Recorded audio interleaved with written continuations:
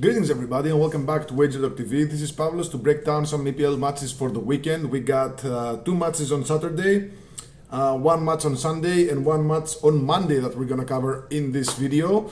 4-1 run in the last couple of days, plus 5.9 units. I have a 4% card prop. It's a total for Friday, so if you watch this in time, head over to my page at wt.paz/pl and you'll be able to get this. We're running a nice promo over at WagerTalk. 3-day all access pass is only $49 now, and for a limited time you can get those 3 days for just $49. That's just $16 per day for every play. And that's $20 off the regular site price. Now, if you need more than 3 days, you can stack them up, and this is like the beauty of this promo. You can buy multiple 3-day passes and just ride the same low rate as as long as you want. You want one 3-day pass, you can stack another one and another one and another one. There is no limit to how many 3-day all access passes you can stack together. They'll run back to back, so you'll never miss a play. Now here's the kicker: while your pass is active, you'll also receive a 25% off coupon, good for regular price daily packages and flex passes. So you can find all those at wt.paz/pl. Again, we're running discounted prices for just the soccer all access for 7 days, 30 days, 90 days and 365 days. Reminder, it's a World Cup year. The World Cup is like maybe 40 days till the World Cup starts. So if you get any long-term pass, you'll get also those World Cup plays as well. If you get like 90 days or 365 days, you'll get all the World Cup plays as well. Onwards to our free plays, starting off with Newcastle versus Brighton on Saturday, 10 a.m. Eastern. Newcastle plus 156, slight favorites at home. The draw is at plus 265. Brighton plus 170, underdogs on the road. The spread is set at Pick'em. The total is set at 2.75 goals. I like Brighton here, guys. Plain and simple. Newcastle have been just terrible. They lost 5 in a row. I mean, yeah, they did have some tough matches against Arsenal in there, against Barcelona, but they also lost at home to Sunderland. They lost at home to Bournemouth. They lost on the road to Crystal Palace. I mean, they won just one of the last 8 matches across all competitions. This is a team that, I don't know, they kept Barcelona to a draw. I mean, they're losing against everyone as of late. They're sitting 14th in the standings, 42 points. In theory, they can make a push and maybe claim a ticket to next season's European competitions, but it just doesn't look like it at the moment. Brighton, on the other hand, they won 4 of the last 5. They lost just 1 of their last 8 matches. They got 6 wins, 1 draw and 1 loss in that span. They beat Chelsea, they beat Liverpool. They only lost to Arsenal in that span, so they're in very, very good shape. And they're sitting 6th right now in the Europa League spot. They're 8 points behind Aston Villa and the Champions League spots. So I think realistically what they're trying to accomplish this season is to just maintain that 6th spot and the Europa League ticket that comes with it. They have no wiggle room because Bournemouth are 1 point behind. Chelsea, Brentford and Fulham are 2 points behind. And you also got Everton 3 points behind. So any misstep could result in them dropping out of the top 6, top 7 spots, which grant tickets to the European competitions next season. So Brighton, they actually haven't lost in any of the last 6 against Newcastle, even in seasons where Newcastle were better and Brighton were just not that good. They didn't lose in any of the last 3 in this venue, with 2 draws and a win. So, I mean, Newcastle, yes, they have good units, they have an expensive squad, but something is definitely wrong with them this season. I mean, just looking at their form, the hand cannot go to Newcastle. So Brighton Pick'em is the play here, minus 105. Moving on to the next one. Arsenal versus Fulham. I'm going to keep fading Arsenal until the wheels fall off. Arsenal minus 225, underdogs at home. The draw is at plus 359. Fulham plus 675. Underdogs on the road. The spread is set at 1.25 goals. The total is set at 2.5. Right off the bat, I like Fulham plus 1.25 goal at minus 125. If you wait long enough, this will move to 1. But getting Fulham now at plus 125 means that you're getting it's a split. This bet is a split between Fulham plus 1.5 and Fulham plus 1. So this bet wins if Fulham win, if they draw, and is even a half win if they lose by exactly 1 goal. So yeah, Arsenal, they haven't been able to beat a team by 2 goals or more in quite a while now. We successfully faded them last week at home versus Newcastle. Again, we took Newcastle plus 1.25 goal. Newcastle won by exactly 1 goal. We got a half win there. Reminder that Arsenal are in between their Champions League semi-finals. They just had a 1-1 draw away at Atletico Madrid. They have the second leg in a few days. So, distraction, injuries, anxiety most of all. Arsenal, they're just not beating anyone easily.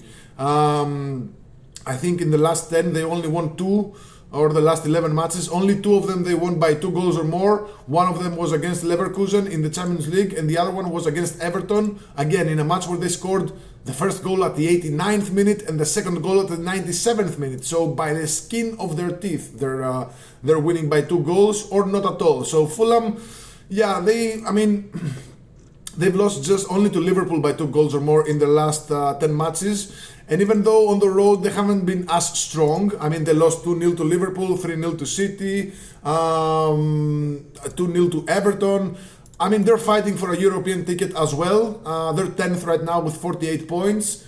They're just 2 points, 1 point actually behind the 7th spot that leads to the conference, 2 points behind the 6th spot that leads to the Europa. So they're very, very much interested in this match.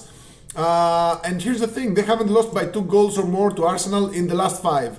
In the reverse fixture earlier in the season, they lost by 1-0. Last season in this venue, they lost by 2-1. At home, they had a 1-1 draw. The season before that, again, they lost by, actually they had a 2-2 draw in this venue and a 2-1 win at home. So long story short, they haven't lost to Arsenal by 2 goals or more in any of the last 5. Arsenal are not covering the spread easily. Fulham are not losing easily by 2 goals or more. That's pretty self-explanatory for me. I'm going Fulham plus 1.25 goal here, minus 125. The longer you wait, the worse this number is going to get. So yeah, moving on to the next one. It's a Sunday game, Bournemouth versus Crystal Palace.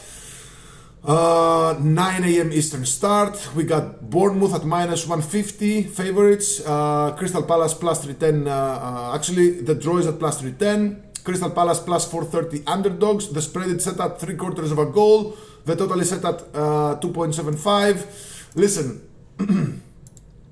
this is actually like a motivation bet, a motive bet actually, in the sense that Bournemouth, they absolutely dying for a result here to either retain the 7th spot that leads to the Conference League, maybe climb to the 6th spot and upgrade that ticket to a Europa League ticket. They just have no room for error because, again, they got 49 points. Chelsea, Brentford and Fulham are sitting at 48, Everton at 47, even Sunderland at 46. So they got a lot of teams looking to just steal their spot. Now here's the thing, goal difference is the first tiebreaker in the EPL. Bournemouth right now, they have the worst goal difference than most of the teams around them. They got 0 goal difference, 52 goals scored, 52 conceded. Brighton above them are at plus 9. Chelsea below them at plus 8. Brentford below them plus 3. Only Fulham actually have a worse goal difference with minus 2. My point being that Bournemouth not only need a win here, but they would like to also improve their goal difference. So this is not an easy match, right? Bournemouth, they might be unbeaten since, I don't know, early January, and a 3-2 loss to Arsenal. Since then, all the matches are draws or wins, but a lot of them are draws. And actually, each of the last 5 at home were draws. A 2-2 versus Leeds, 2-2 versus United, so on and so forth. So they're not winning easily, they're not losing easily. I wouldn't be surprised by a draw here. And again, this is like a motivation play in the sense that Bournemouth are playing at home. They need a win. While Crystal Palace, they're sitting at 43 points. All their focus right now is in the Conference League. They just won. They beat Shakhtar Donetsk by 3-1 in the first leg of the semi-finals on the road. They have the second leg at home in just a few days. I mean, would they risk or put their feet on the line in a seemingly meaningless match in the EPL and risk like injuries or fatigue or something right before their biggest match of the season? I'm not so sure that's going to happen. And this is not a team that easily rolls over and take it.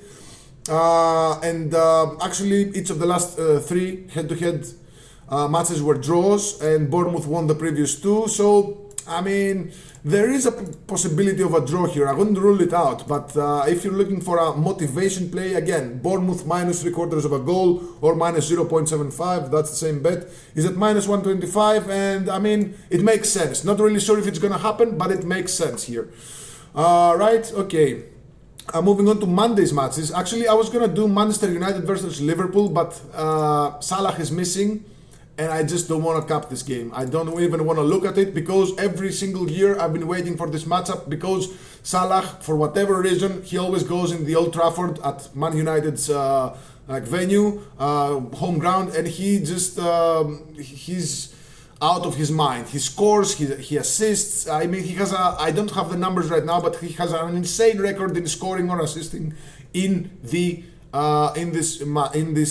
venue, in the Old Trafford, Manchester United's home ground. So Salah is out. I'm just skipping the game entirely. Moving on to Monday, we got a match between Everton and Manchester City. Manchester City are strapped in. They're locked in on winning, multiple competitions. They won the EFL Cup. They're through to the FA Cup final, where they will face, I believe it's Chelsea. Yeah, it's Chelsea, so they're pretty much, they're going for the domestic treble, to be honest. They're sitting second with 70 points, 3 points behind Arsenal, but they have a match in hand. So, I mean, City, they're just, again, they're locked in right now. They're coming off 6 consecutive wins. They kept clean sheets in 4 occasions, and in the other 2, they just conceded a single goal. They're not opening match, they're not opening up. I mean, why I'm saying this? I'm saying this because the total is set at 3, right? And I like the under 3 goals here because, Everton, I mean, a lot of their games recently had exactly 3 goals, but the majority of them have fewer than 3 goals, and then they have more than 3 goals. Their only matches, I believe in their last 20 games or so, that had 4 goals or more were 2 matches against Brentford. And one match against Newcastle, right? Those were the only 2 matches out of the last 20 that had 4 goals or more. And 4 goals are what required to lose this bet. So, and by the same token, Manchester City, I mean, only a handful of games in their last 20 had 4 goals or more. For example, the 4-0 win against Liverpool, a 3-1 win against Newcastle, a 3-1 win against Newcastle again in the Cup, a 2-2 draw versus Tottenham, but all the other ones, and there's like 15, 16 matches, had 1, 2, maybe 3 goals. So, and then there's a history. Each of the last 4 head-to-head matches between Everton and Man City went to the under 2.5 goals. So, I mean, and in the last 10, we only saw 4+ goals in 2 matches out of the last 10. So, Everton, in theory, they're one of the teams that are vying for a top 7 finish and a European ticket that comes with it. So, you can't really open up against Man City. They're going to tear you apart. So, they're going to play defense. Getting a point at home versus Man City could be considered a success. You're Everton, for Christ's sake. So, I think City will win this. I don't want to get involved with spreads. Because they might just win by a single goal, and the spread is like -1, -1.25. I do not want to get involved with spreads, but this looks like a game with a maximum of 3 goals. So the under 3 at -120 makes perfect sense. Before I recap, I want to invite you guys to like and subscribe to our channel. Drop a comment below. Let me know what you think about these games. A reminder, I have a 4% card total for Friday. I'm going to add actually two more plays. I think there's going to be a couple of bloodbaths in Friday. So for those of you that have access to card props, head over to my page. This is a very, very strong play. And I have about 10 leans for the Saturday and Sunday slate. Of course, I'm not going to release them all as client plays. I'm just still crunching numbers. Nothing is up at the site yet, But again, you got a 3-day pass discounted to just $49, and you can stack those. You can stack like 2, 3, 5, 10 of them. There is no limit to how many you can stack. And of course, if you do that, you'll get a 25% off coupon, which is good for regular price daily packages and flex passes. So head over to my page, wt.buzz/pl. You'll find all about it. Now onwards to our recap. We're going Newcastle versus Brighton on Saturday. I like Brighton on the pick'em line, -105. Moving on to Arsenal versus Fulham. It's the late game on Saturday. I like Fulham +1.25 goals at -125. You should move fast with this one if you want to bet it.